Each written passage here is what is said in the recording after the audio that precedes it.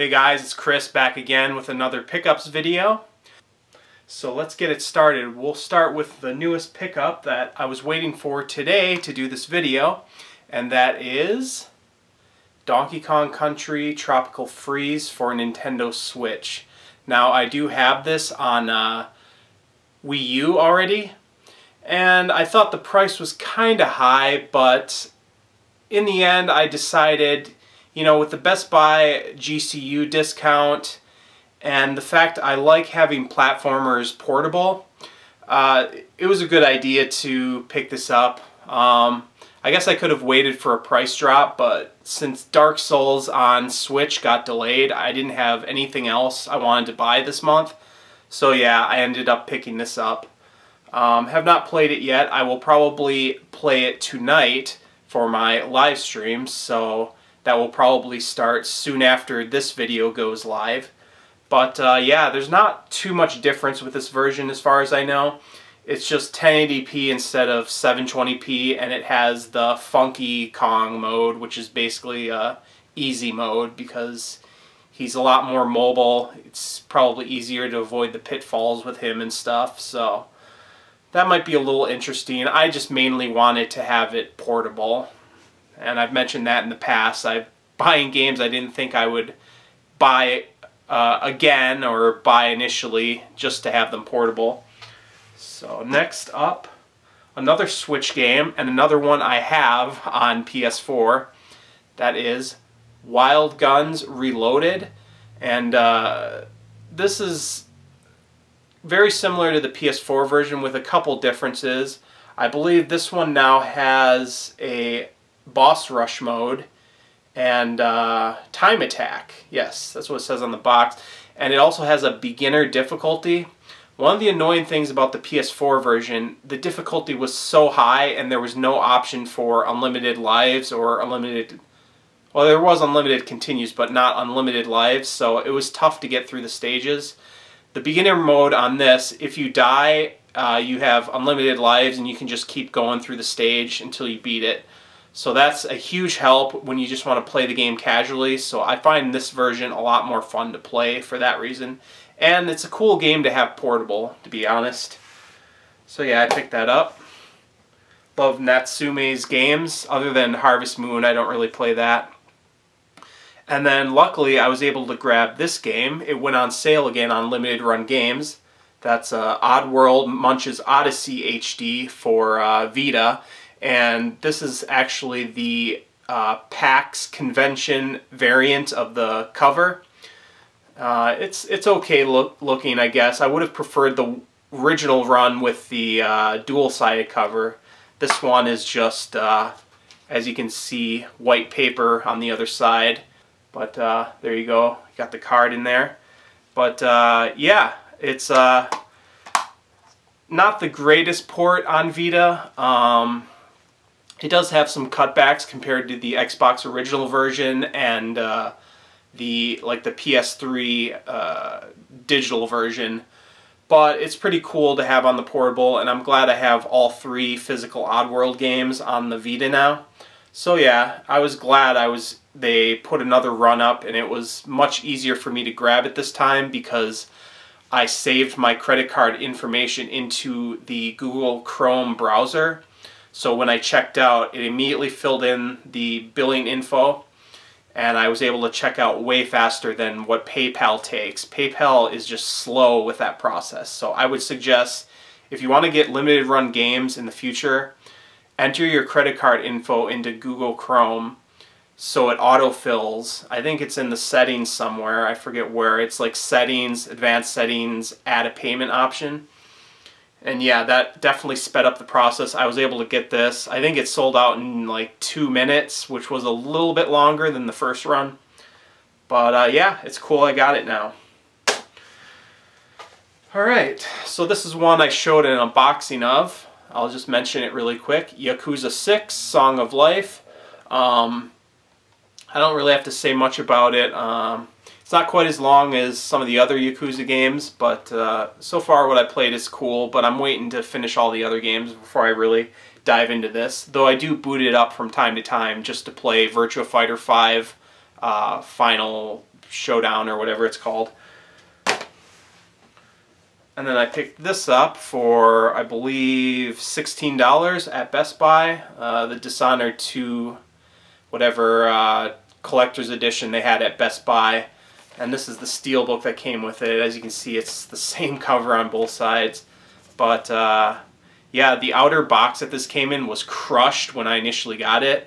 So I had to order a replacement. And the next replacement was kind of crushed as well. So I got like $2 off the price, so I paid maybe like $15 for it with the, you know, with the shipping.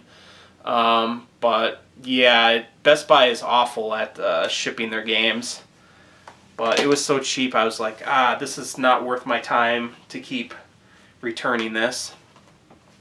Okay, now we got some somewhat older games, Xbox 360 era.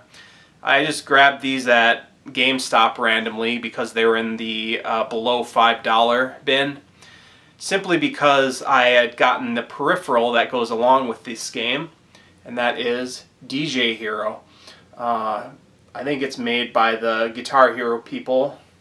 Not sure, or maybe it's just Activision. Yeah, I'm not sure if it's the Guitar Hero people, but it's Activision, so they kind of played off the Guitar Hero name. And then I also grabbed this as well. It was also in the same bin. So I think these were like $4 maybe each. So yeah, I have not played them yet, but yeah, the reason I got these is because I found the turntable accessory, which they show on the back of this one, which you probably, yeah, there it is. I actually got that at Goodwill for like, I don't know, $6 or something. So yeah, I figured I'd get these games eventually because I do like Guitar Hero and Rock Band, so I figured I'd try the DJ stuff as well. So yeah, nothing too special. I still need to try it, so I'm not sure what it's like yet. And here's the last actual game that I picked up. That is 13 for Xbox Original. This is the cel-shaded first-person shooter. It's got David Duchovny as the main character's voice. He doesn't talk a lot in it, but it's pretty cool to have him in it.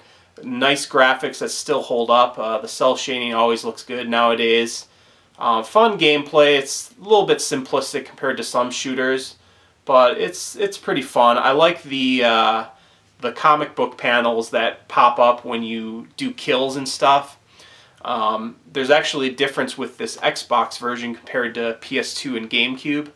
The PS2 and GameCube versions, they're just like still comic frames, like still images.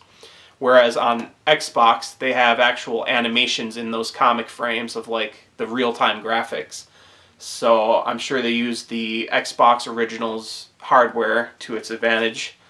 But yeah, it's cool. I only paid like $6 for this. So it's about the going rate on eBay.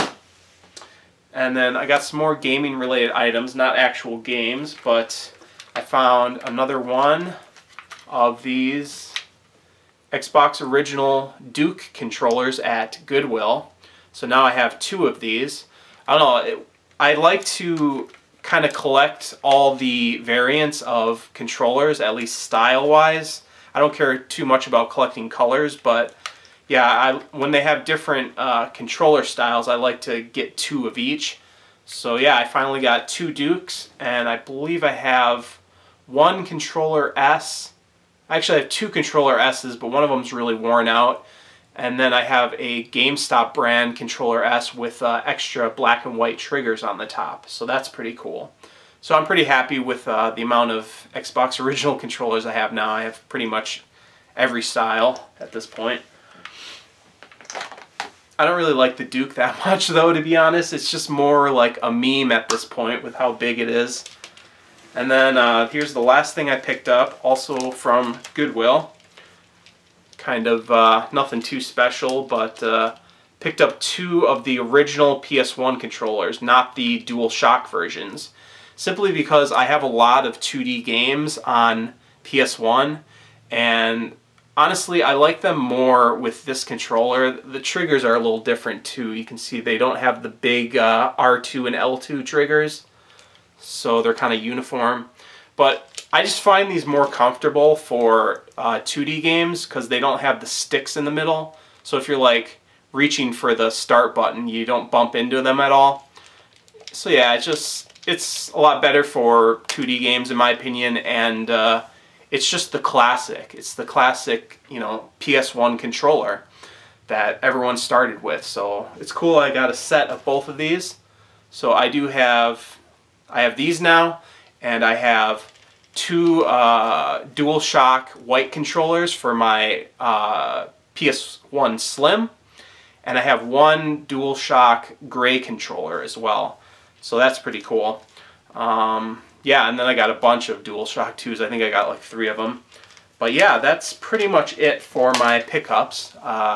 Hope you guys enjoyed. Nothing super special. A couple cool games that aren't too common. But yeah, thanks for watching, guys, and stay tuned for the live stream tonight. I'll be playing Donkey Kong Country Tropical Freeze on Switch, maybe for an hour. But yeah, thanks for watching, and see you guys later. Peace out.